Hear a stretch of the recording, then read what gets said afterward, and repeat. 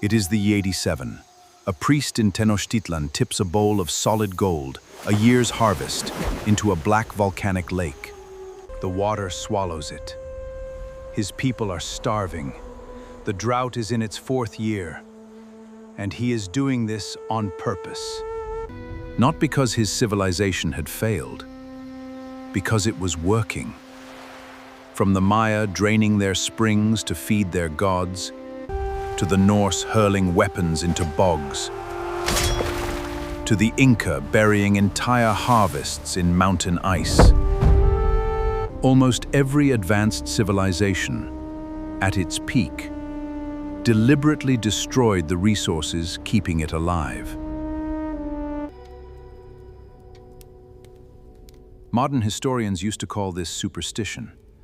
The new research calls it something more disturbing. The same mental circuits that made them throw gold into water are running in your brain right now. They are why people stay in dying jobs, why countries keep losing wars, and why you'll recognize the pattern the moment you see it. The Maya built one of the most sophisticated water systems in the ancient world. In a region with no rivers, they engineered reservoirs that could feed a city for years. By 800 AD, Tikal held more than 60,000 people. Then the rain stopped.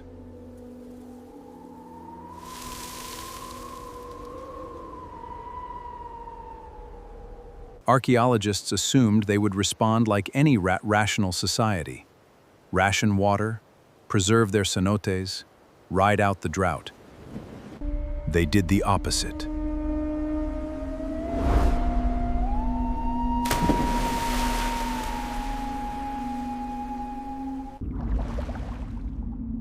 At the sacred cenote at Chichen Itza, divers have pulled up more than 4,000 objects.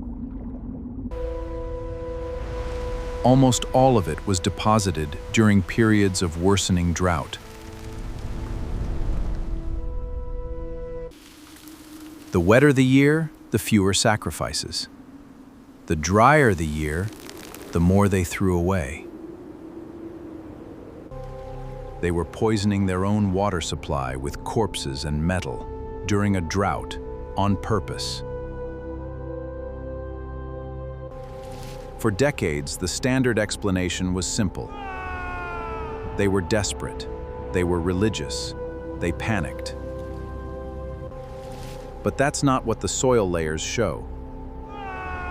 The soil shows something stranger. The sacrifices weren't getting more chaotic as the drought worsened. They were getting more organized, more expensive, more carefully timed. The Maya weren't panicking. They were doubling down.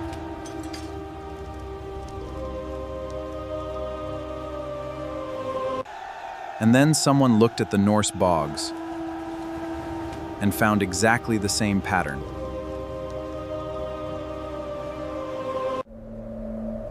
In Denmark, in a peat bog called Illerup Ådal, archaeologists found 15,000 weapons. Swords, shields, helmets, the entire armament of a defeated army. Archaeologists found deliberately bent, broken, and dumped into the water. The Norse did this for 600 years. Every time they won a battle, they destroyed the spoils. Imagine winning a war today and immediately setting fire to every captured tank. That's the Norse for centuries. The Inca did it with food. In the high Andes, in caves the Spanish never found, archaeologists have uncovered storehouses of perfectly preserved corn, beans, and dried meat, sealed and abandoned, untouched for 500 years. Not lost, not forgotten, placed there and walked away from. The first explanation was that these were offerings to gods, and the gods would return the value. The second explanation was that these were status displays, costly signaling, in modern terms. A society shows it is so wealthy, so powerful, that it can afford to destroy what others would die for. And there is some truth in this.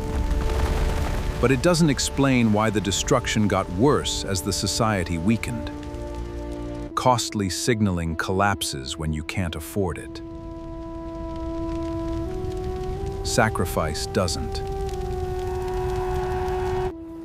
The third explanation came from a researcher named Joseph Henrich at Harvard, studying what he calls credibility-enhancing displays. The idea is brutal in its logic.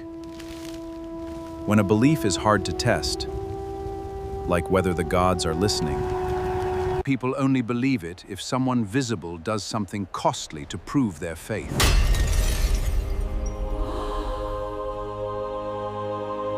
The costlier the act, the more contagious the belief. A priest who burns 1 bowl of gold is a fanatic. A priest who burns 1,000 is undeniable. The civilization is not throwing wealth away. It is buying certainty.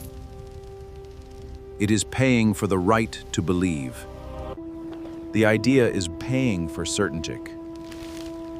When a belief is hard, it becomes more expensive, like whether the gods are listening. The idea is ending. It must mean when a belief is hard, it becomes more expensive, like whether the gods are listening.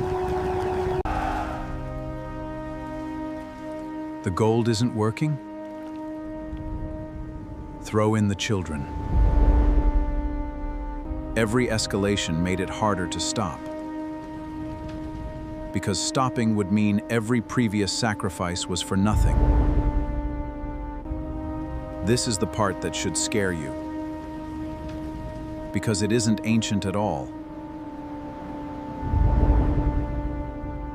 Behavioral economists have a name for this. They call it the sunk cost fallacy. The more you have already invested in something, money, time, belief, blood, the harder it becomes to walk away. Even when walking away is the only thing that would save you.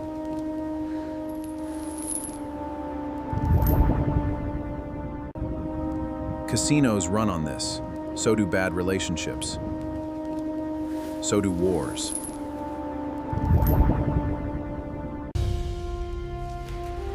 The United States stayed in Vietnam years after its own generals said the war was unwinnable, because withdrawing would mean the 50,000 Americans already killed had died for nothing. So another 20,000 died for nothing. The Aztec priests, the American generals, had died for nothing. Same circuit, same century of human brain. Daniel Kahneman, the Nobel-winning psychologist, showed the pain of admitting a loss is roughly twice as strong as the pleasure of an equivalent gain. Your brain will burn the village to avoid feeling the loss of the village. This is not a metaphor, it is measurable. The forests of Easter Island weren't cut down to grow crops. They were cut down to move statues, The forests of Easter Island weren't cut down to grow crops. They were cut down to move statues, The statues that were supposed to protect the island. They cut down the last tree to honor the gods, who were supposed to protect the trees. So what ritual are you running right now that has stopped working? That you can't stop? Because stopping would mean everything you've spent on it was wasted? The Maya did not destroy their civilization by accident. They destroyed it by certainty. They knew what worked. And what they knew killed them. You have the same brain they did. The pattern in this video has a name: escalation of commitment. The next story shows where it appears today. It's on screen now.